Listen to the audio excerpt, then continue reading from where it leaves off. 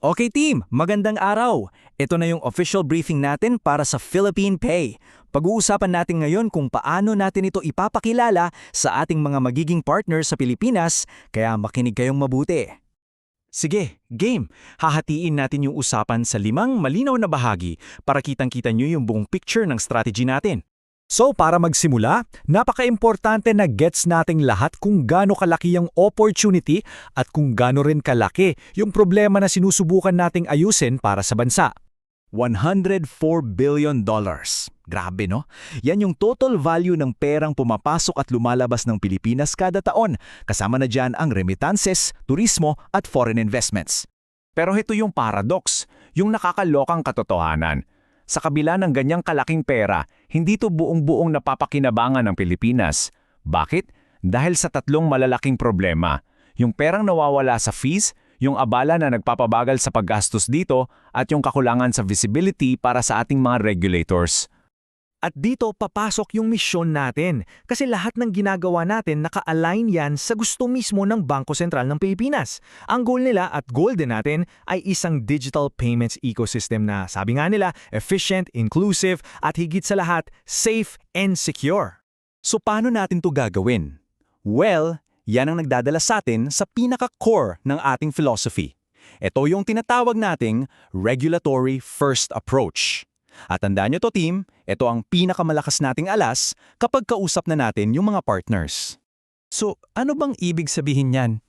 Simple lang, hindi tayo nandito para manggulo o maging disruptor. Kabaliktaran, tayo ay partner. Binuo natin yung teknolohiya para magsilbi sa mga regulators, para tulungan sila mula pa lang sa day 1. At itong proseso natin, napakalinaw, 4 steps lang. Uunahin natin ang regulators, kunin ang tiwala nila.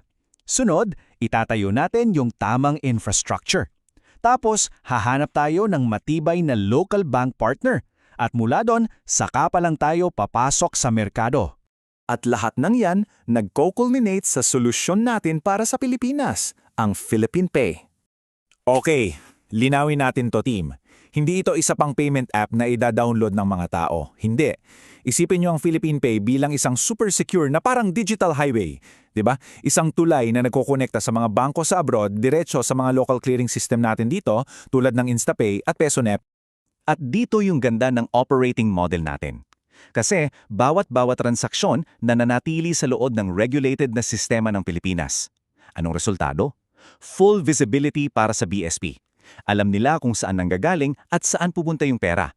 Walang taguan. Okay, so mag-zoom in tayo. Ano ba talaga ang experience para sa mismong gumagamit nito? Ito yung kwento na ibebenta nyo sa mga partner natin. Napakasimple lang. 3 hakbang. Buy, keep, spend. Imagine, isang turista galing UAE. Bago pa siya lumipad, sa loob mismo ng Emirates Bank app niya, bibili na siya ng Philippine Peso. Pagdating niya dito, yung peso niya nakasecure sa wallet na hosted ng partner bank natin. Tapos pag landing niya sa Manila, magbabayad siya sa merchant gamit ang QRPH para siyang local. Ganun kasimple. So tingnan nyo yung pagkakaiba. Dati kailangan mo pang magpapalit ng pera sa money changer na mataas ang fee, delikado magdala ng cash, tapos 5 to 7% ang patong pag gumamit ka ng foreign card. At wala pang visibility ang regulators. Ngayon, sa Philippine Pay, lahat yan wala na.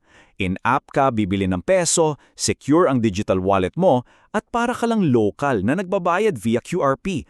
At ang pinaka-importante, lahat ng transaction kitang-kita ng BSP. At dito to nagiging sobrang powerful, lalo na para sa ating mga OFWs. Yung pagbaba ng remittance cost sa less than 3%, aligned yan sa Sustainable Development Goals ng UN. Pero mas mahalaga, ang ibig sabihin yan, mas malaking pera ang direktang napupunta sa mga pamilya nila dito. Malaking bagay yan. Okay, huling bahagi na. At ito na marahil yung pinaka-importante para sa inyo. Yung pitch natin sa mga potential anchor banks. Ito yung mismong sasabihin nyo para makuha ang kanilang oo. Lagi nilang itatanong yan. Okay, so anong para sa amin? Anong makukuha ng isang bangko, sabihin na nating go time, kung magpa-partner sila sa inyo?